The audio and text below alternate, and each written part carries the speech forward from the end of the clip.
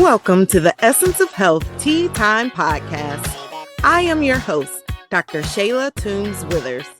As a double board certified family and obesity medicine physician with over 12 years of experience in medicine, I teach motivated individuals how to achieve their desired quality of life while preventing and reversing chronic diseases.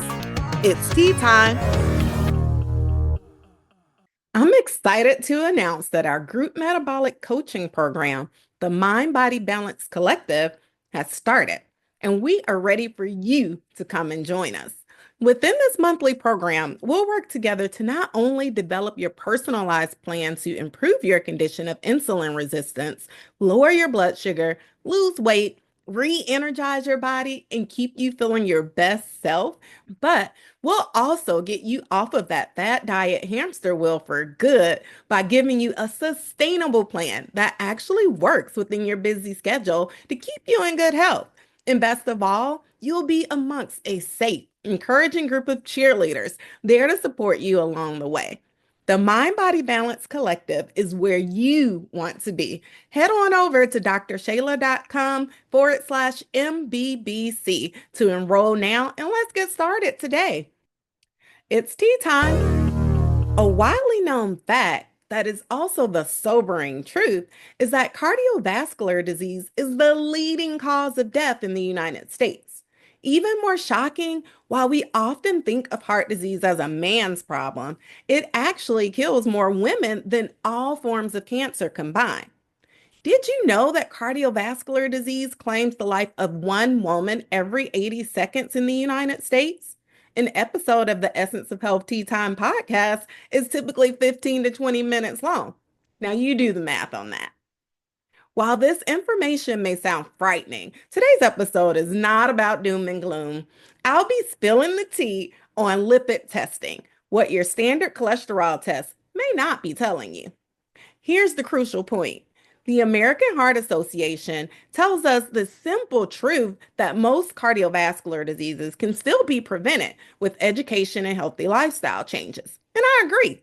But prevention starts with you, your understanding of your cardiovascular risk, and your willingness to be in the driver's seat of improving your health. Now keep listening and get this tea. How many times have you gone for your yearly checkup, you got your preventative lab work done, and your doctor told you that your cholesterol was high, or that your cholesterol was borderline high, or even your cholesterol is too high? So now here's your statin medication to get started with. But what does any of this actually mean? And more importantly, what does it mean to your overall health and your risk of heart disease? One thing for you to note is that it's more important than a simple good or bad cholesterol number. Risk factors for cardiovascular disease include high blood pressure or hypertension, high blood cholesterol, smoking, lack of physical activity, and obesity. For women, further risk factors include menopause, use of birth control pills, and bilateral oophorectomy, which is removal of your ovaries, and premenopausal women, because this sends those women into early menopause. While some of these risks are unavoidable due to a variety of reasons, what you put on your plate and how you move your body and what you do with your lifestyle are things that you can certainly decide. Let's start with the basics of cholesterol testing. A simple blood test can give you your cholesterol levels. Cholesterol screening is recommended as early as 9 to 11 years old, with the focus on identifying genetic lipid disorders and early risk factors for childhood health conditions. For adults aged 20 to 39 years old with average risk for heart disease, cholesterol screening is recommended every 4 to 6 years. However, if you have a condition like diabetes, high blood pressure, obesity, previously had high cholesterol, or other risk factors, you likely should be screened more frequently, as we do know that heart disease often doesn't develop overnight. And just because you're a young adult doesn't mean that you aren't at risk for being well on your way to your first heart attack or stroke. Now, once you get to age 40, you should receive cholesterol screening every 4 to 6 years as well. However, your atherosclerotic cardiovascular disease score or we'll just call it ASCVD score, should also be calculated and used to determine your chance of having a cardiac event within the next 10 years. The ASCVD score is a calculation that takes into account your age, sex assigned at birth, your race, your cholesterol levels, your blood pressure, your diabetes status, and smoking habits to estimate a person's 10-year risk of developing atherosclerotic cardiovascular disease, ASCVD, which is caused by plaque buildup in your arterial walls, which includes heart attacks, strokes, blockage of blood vessels, peripheral vascular disease, and aneurysms of your larger vessels within your body, like your aorta. There are lots of online ASCVD score calculators that you can access yourself as well to gain a better understanding of your risk. And with traditional cholesterol testing, you may hear it referred to as a lipid panel. Lipids is a general term for fatty compounds that include cholesterol, triglycerides, and phospholipids. Cholesterol is a waxy, fat-like substance found within your body that is necessary for good health. It is made in your liver, and a certain amount of cholesterol is essential for bodily functions within our cells and within our hormones. Your body makes the necessary amount of cholesterol it needs for proper functioning. So the remainder of cholesterol that you develop comes from the foods you eat, particularly from animal-based foods and animal products, since their bodies also make cholesterol, as did yours. And oils, including coconut oil, palm oil, and avocado oil that are high in saturated fat, can increase your risk for making your cholesterol too high as well. This is why consuming predominantly plant-based foods and avoiding oils in your diet is going to be very important to reduce your risk for heart disease and its complications. Now, back to the labs. A cholesterol screening test will typically break down your total cholesterol into other components, including low-density lipoprotein or LDL, otherwise known as bad cholesterol, high density lipoprotein or HDL, otherwise known as good cholesterol, and triglycerides. LDL or bad cholesterol is used by the body to build the walls or membranes of cells in your body. I once heard a good description of LDL that I'll share with you.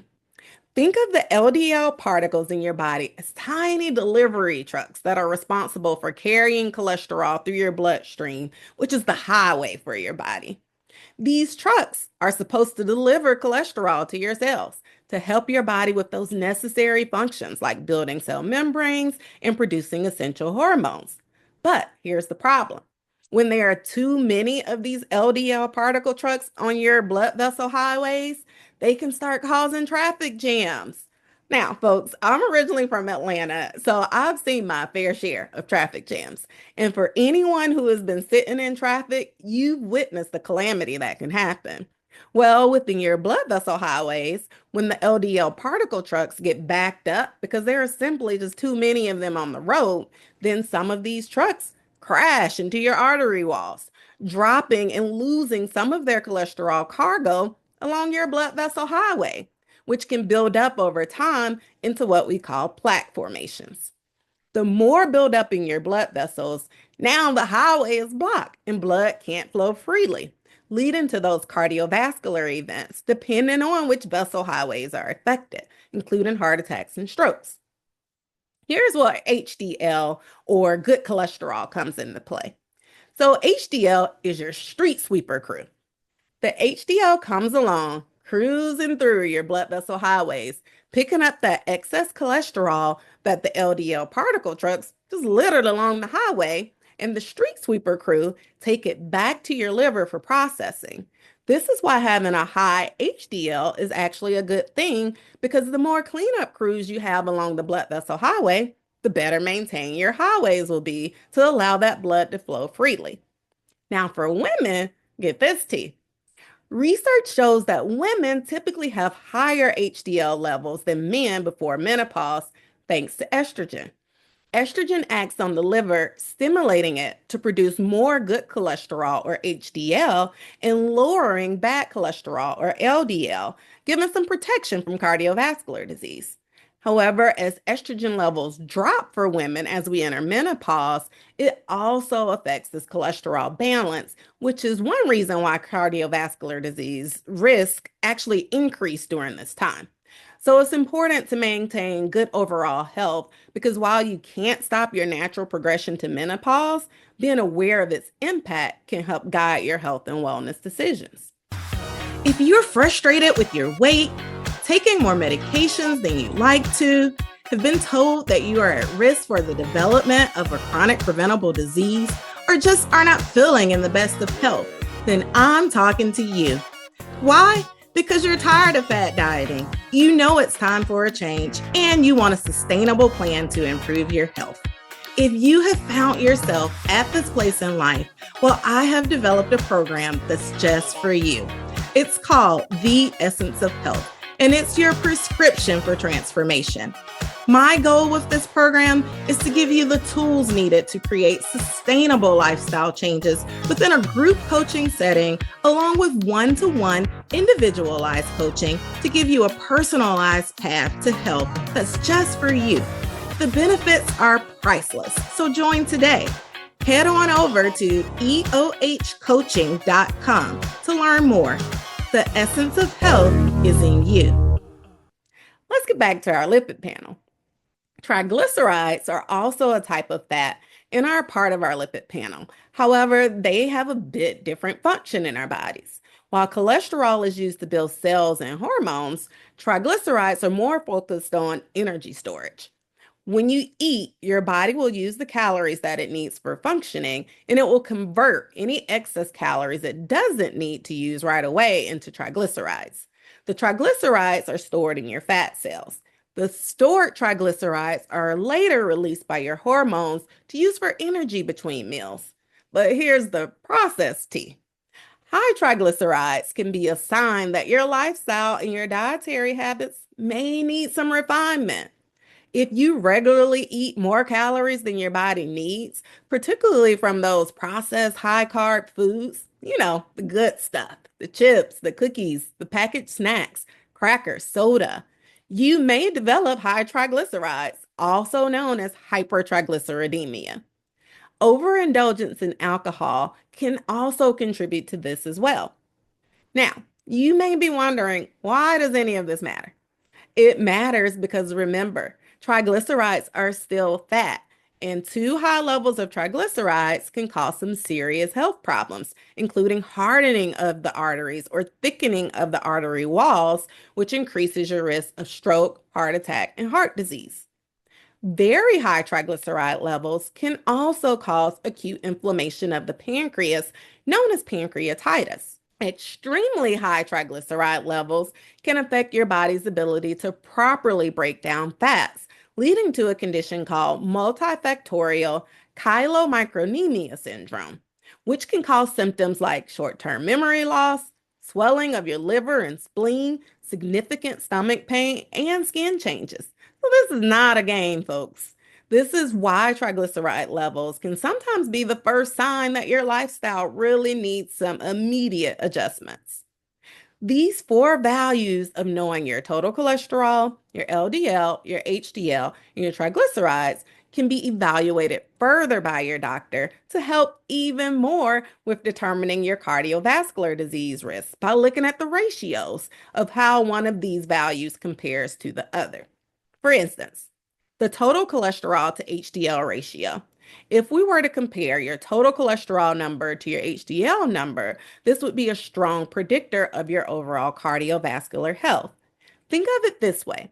The ratio tells us about the balance between all of the cholesterol in your body and your street sweeper crew, their capacity to clean it up.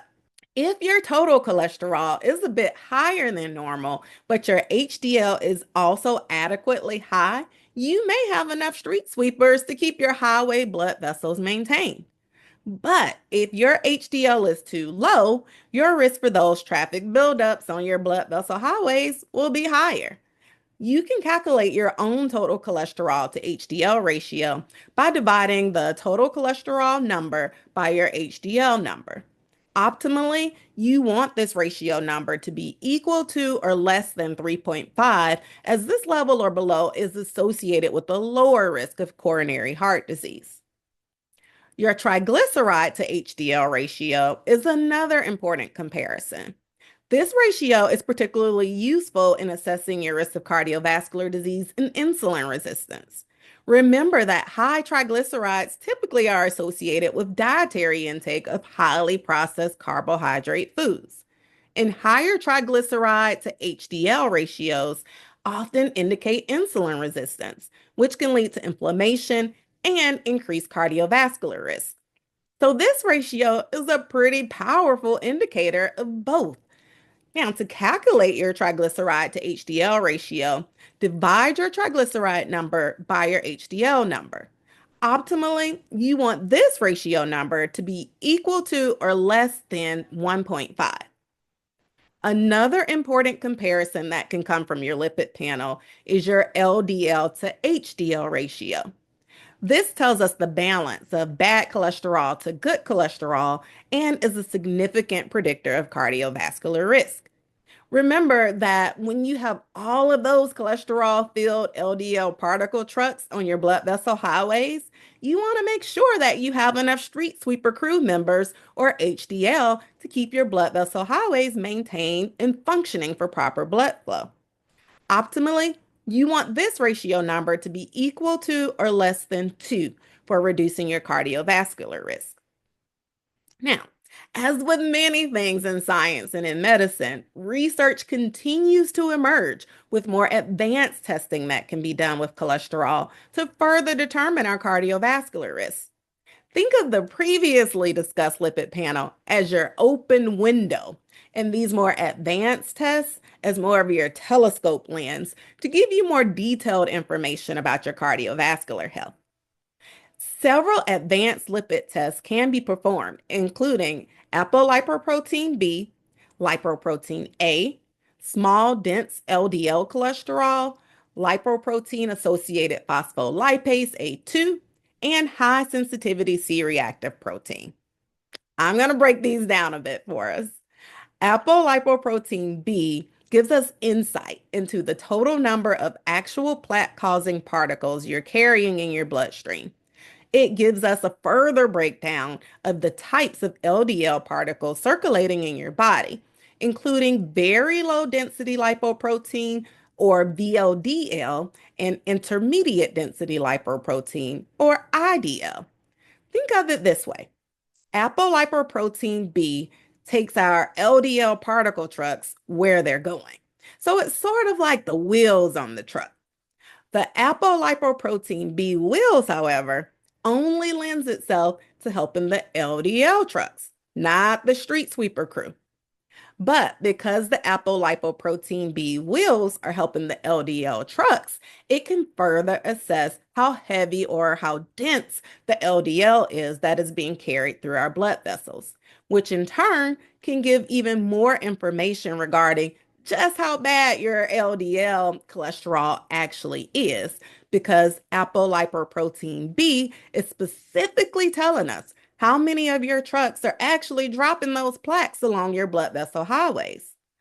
Optimal levels of apolipoprotein B can vary based upon your personal risk factors, so definitely review these results with your doctor. Now, while we're thinking about the heaviness or density of our LDL particle trucks, let's discuss our small dense LDL cholesterol marker. It's another advanced test that shows one's increased risk for cardiovascular disease. Think of the small, dense LDL particles as small, compact cars on your blood vessel highways. Even though your LDL particle trucks are dropping and losing LDL particles along your blood vessel highway because they're too full, your small, dense LDL particles can still zip through along the highway, causing even more damage to your blood vessels. Smaller particles of LDL actually carry more risk for heart disease than its larger counterparts. Due to its smaller size, these particles can readily slip through the lining of the blood vessels, getting embedded into the wall of those vessels, where it can then trigger inflammation and even more plaque formation, blocking the flow of blood. So you definitely want this number to be low, ideally less than 35 milligrams per deciliter to optimize your cardiovascular health. Elevated lipoprotein A levels are also associated with increased cardiovascular risk, but can be thought of as more of a risk factor of inheritance. The American College of Cardiology and the American Heart Association include lipoprotein A as a risk enhancing factor within their guidelines, particularly for individuals with a family history of premature atherosclerotic cardiovascular disease or plaque forming type of heart disease, causing heart attacks and strokes. This particular test is usually recommended for people younger than age 65 who have had a heart attack, those with a family history of premature heart disease, and those with elevated LDL cholesterol that hasn't improved much, even with the use of statin medications, since it occurs largely due to genetic risk and doesn't fluctuate much in response to modifiable lifestyle risks, like our other cholesterol factors. But this is also why optimizing those factors that you do have control over are important because there will always be other factors that we can't control. There are other advanced cardio edit. There are other advanced cardiac markers associated with inflammation that can be measured to determine your cardiovascular risk, including lipoprotein associated phospholipase A2 and high sensitivity C reactive protein. Lipoprotein associated phospholipase A2 is an inflammatory promoting enzyme that binds to LDL. It can be thought of as an early alarm system for your cardiovascular risk, as its presence with elevated levels in your bloodstream are strongly linked to an increased risk of having a coronary event like a heart attack or stroke.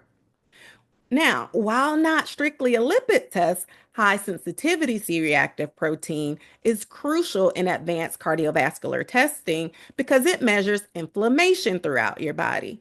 This inflammation measure is associated with atherosclerosis or plaque buildup in your blood vessel highways, increasing your risk for heart attack.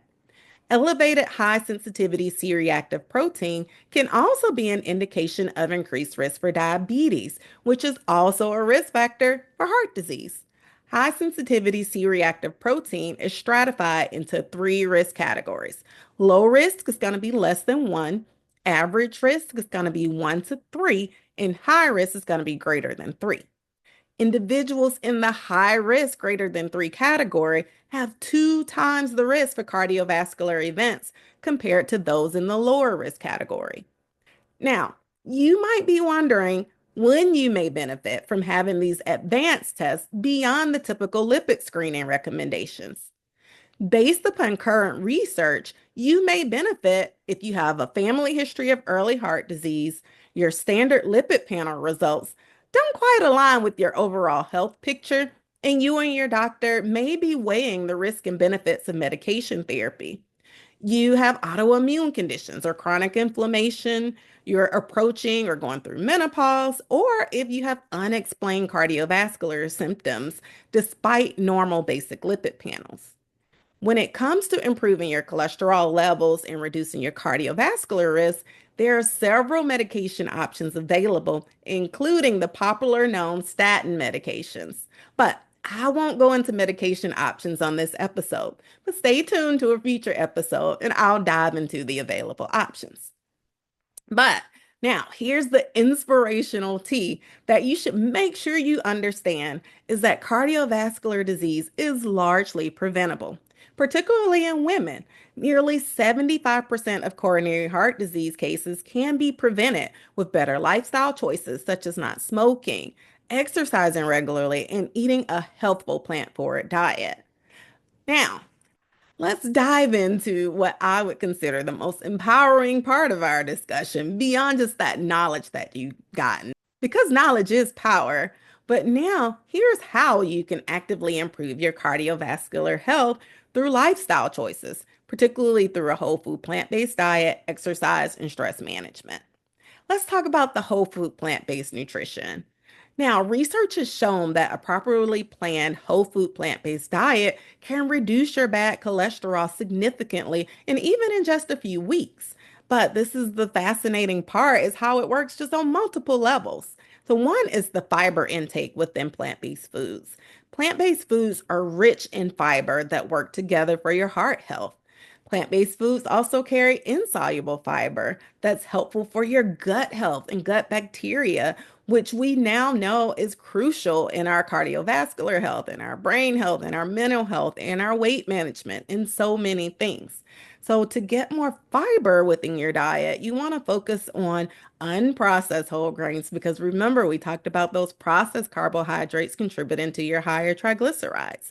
But focusing on those unprocessed carbohydrates like still cut oatmeal, barley, farro, quinoa, brown rice, those are going to be good options. Brown flax seeds and chia seeds as well.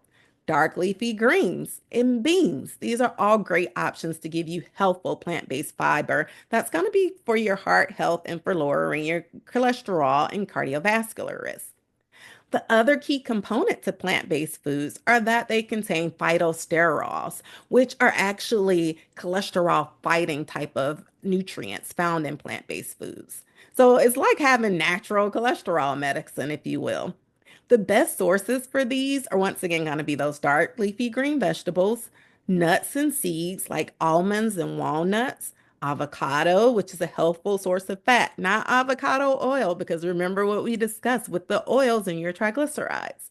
Once again, those whole grains are going to give you an excellent source of phytosterols and legumes or beans.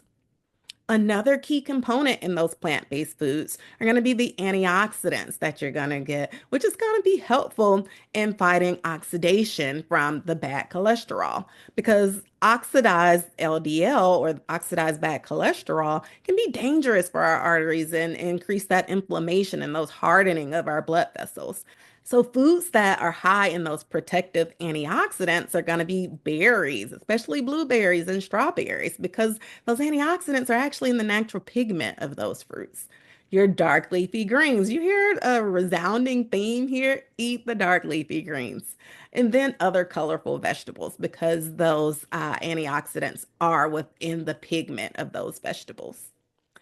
Now, the next key is exercise. And you aren't just exercising just to burn calories, but physical activity when it comes to cholesterol and cardiovascular health is actually helpful for increasing your HDL, that good cholesterol, because you want lots of street sweepers out there keeping your blood vessel highways clean. Regular exercise is also going to be helpful for reducing inflammation, so lowering those CRP risks like we talked about. It's going to be helpful for maintaining a healthful blood pressure, which will further lower your cardiovascular risk. And here's another key to exercise. It's helpful for improving your insulin sensitivity and insulin balance, which can help improve diabetes, because remember, diabetes is a cardiovascular and cholesterol risk, and helpful for the triglycerides, because remember, those triglycerides are tied to those processed carbohydrates. So by exercising, it actually helps your body to keep your blood sugar and your insulin levels at a better balance. Optimally for exercise, from the American Heart Association, you should be aiming for about 150 minutes of moderate physical activity per week. Moderate activity is going to be like brisk walking, swimming, cycling, dancing, something that really gets your heart rate up. You should also aim for 2 to 3 sessions of strength training. You can use the stretchy resistance bands, you can use dumbbells, kettlebells, or you can even do body weight exercises like push-ups. Those are all great for maintaining your cardiovascular health. The other key to maintaining your cardiovascular health and your cholesterol metabolism and lowering inflammation is sleep. And not just any old sleep, but quality sleep. Yes, you can listen to previous episodes of the Essence of Health Tea Time podcast where I specifically talk about sleep, especially as it relates to insulin resistance. And we know that insulin resistance is a part of cholesterol and heart health. But just the key reminder that you need to be getting at least 7 to 9 hours of quality sleep, dark, cool environment in your bedroom, and keeping a routine schedule so that you optimize the quality of your sleep. And now the key component as well that often gets overlooked is stress management. A lot of times we're, on the go, the hustle and bustle of everyday life, and things get stressful. But when we are more stressed, that actually raises the inflammation within our body, that raises our blood pressure, it impacts negatively our cholesterol, and puts us at risk for cardiovascular disease. So you want to take a moment to get that proper sleep for stress management, but also meditate or pray, whatever works for you. Deep breathing. Spend time outdoors to boost your happy hormones and help your mental health. Make social connections within community engagement, or even yoga or Tai Chi, gentle types of exercises to reduce your stress and therefore reduce your inflammation and improve your cardiovascular disease. Now, if you are looking for a comprehensive, holistic approach to improving your health and lowering your cardiovascular risk, I invite you to visit the Essence of Health website and schedule your free consultation with me today. Within our lifestyle medicine membership program, we get to the root cause of your health concerns, go into depth with practical and tangible solutions to prevent and reverse your preventable risk factors and improve your overall health and wellness using evidence based approaches, medication management, and optimizing holistic therapeutic approaches as well. Virtual services are now offered in many states, so check out our website. Now that you've gotten another heart healthy dose of the tea with me today, be sure to share the wealth by liking and subscribing to this podcast and share this episode with your family, your friends, and your colleagues so that they too can reap the benefits. Remember, the essence of health is in you. Thank you for joining me today on the Essence of Health Tea Time podcast. Click the subscribe button on your favorite podcast platform so that you never miss a moment of the Essence of Health Tea Time podcast. Check out the show notes to obtain your free tips for healthy living guide to get you started on your health and wellness path. Follow me on social media at Essence of Health Wellness Clinic on Facebook, Instagram, and YouTube, and at dr.tw@EOHWC on TikTok. Interested in becoming a member of the Essence of Health coaching program? Well, head on over to www.eohcoaching.com. The essence of health is in you.